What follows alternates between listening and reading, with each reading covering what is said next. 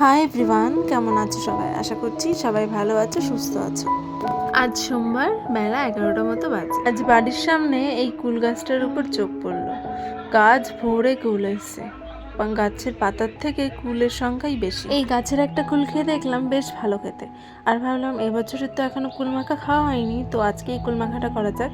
আর তাই তোমাদের সঙ্গে একটা ছোট্ট ভিডিও শেয়ার করলাম। তো এখন আমি বাড়ি থেকে ঝুড়ি নিয়ে চলে এসেছি, এখন যাব কুল পাড়তে। এরকম গাছ ভর্তি কুল দেখলে কার না লোভ লাগে বলো? আমার তো মনে হয় যেই দেখবে তারই লোভ লাগবে। আর আমার মনে হয় যে কারোর কিছু মাখা ভালো লাগুক আর না লাগুক, কুল মাখা সবার ফেভারিট।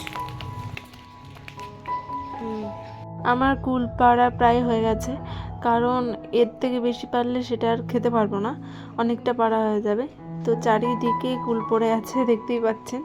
তো এখন কুলগুলোকে কোড়াবো একটা জায়গায়। কাঁচা পাকা সব ধরনের কুলই প্রায় পড়েছে। অবশ্য এরকম মিক্স করে একটু মাখালে খুব একটা খারাপ লাগে না, ভালোই লাগে খেতে। চলুন, এখন আর বেশি কথা বলছি না, অনেক কুল পড়ে আছে, সেগুলো কোড়াতে হবে। আগে কুড়িয়ে নিই, তারপর কথা বলছি।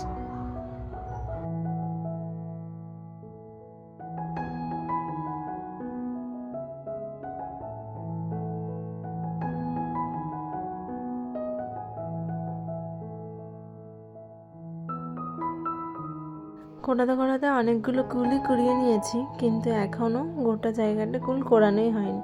শুধু এক সাইডটা কোড়ালাম, তাতেই দেখুন এতগুলো কুল কোড়ানো হয়ে গেছে, অথচ সামনে এতটা জায়গা এখনো বাকি আছে। এদিকে সব কুলগুলো ঘুরিয়ে ওইদিকের কুলগুলো কোড়াতে যাচ্ছিলাম, ভাই এসে বললো দে, আমি কিছুটা হেল্প করে দিচ্ছি। তাই ভাই কিছুটা কুল কুড়িয়ে নিল। আর এইদিকে দেখো এখানকার কুলগুলো বেশ ভালো লাগছিলো, তাই এখান থেকে কটা কুল পেরে নিচ্ছিলাম। আসলে কুলটা এমনই একটা জিনিস না, মানে যতই দেখি ততই নিতে ইচ্ছা করে। আমাদের কুল অনেকটাই কোরানো হয়ে গেছিলো, কিন্তু তাও ওই কুলগুলো দেখে আরও ভালো লাগছিলো, তাই ওখানকার কটা কুলও পেরে নিলাম। তো এখন সব কুলগুলো রেডি করা হয়ে গেছে, তো এখন যাব কুলটা মাখাতে। তো ফার্স্টে এই কুলটা ধুয়ে পরিষ্কার করে নেব। আগে তো এইসব ধোয়াধুয়ির কোনো ব্যাপারই ছিল না। আগে যখন স্কুলে যেতাম, তখন স্কুলে যাওয়ার পথে যদি রাস্তায় কোনো কুল গাছ দেখতে পারতাম, তখনই সঙ্গে সঙ্গে পেড়ে মুখে ভরে নিতাম, মানে ওটাই বেশি মজার হতো। তখন আর এইসব ধোয়া নোংরা এইসব আর মাথায় থাকতো না। আবার কিছুটা ব্যাগে করেও নিয়ে যেতাম স্কুলে বসে খাবো বলে। কিছু কিছু দিন এমনও হতো যে বন্ধুদের সঙ্গে প্ল্যান করে কেউ লঙ্কা নিয়ে যেত, কেউ লবণ নিয়ে যেত, কেউ কুল নিয়ে যেত, কেউ আবার মাখা করার কিছু নিয়ে যেত, দিয়ে ওখানটায় স্কুলে বসে ওখানেই মাখিয়ে ওখানেই খেয়ে, মানে সেসব দিন এখন স্মৃতি হয়ে গেছে ঠিকই, কিন্তু দিনগুলো বেশ মজার ছিল। এখন ভাবি আর মন খারাপ, ভাবি যে যদি সেই সব দিনগুলো আবার ফিরে পেতাম, কিন্তু ভেবে আর কি লাভ বলো, সেটা কখনোই সম্ভব না।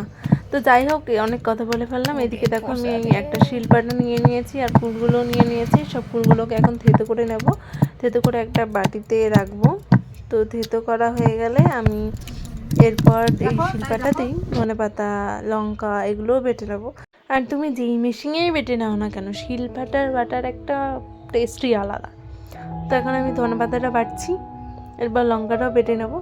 বেটে যে এখন কুলের মধ্যে সবটা দিয়ে দেবো। এবার কুলটা মাখা করার জন্য এর মধ্যে একটু লবণ, একটু চিনি, একটু তেল, আর ঝালটা তোমাদের পছন্দ মতো, যে যেরকম ঝাল খাও সেরকম ঝাল দেবে। আর একটু মাখাতে একটু ঝাল না হলে না ঠিক জমে না।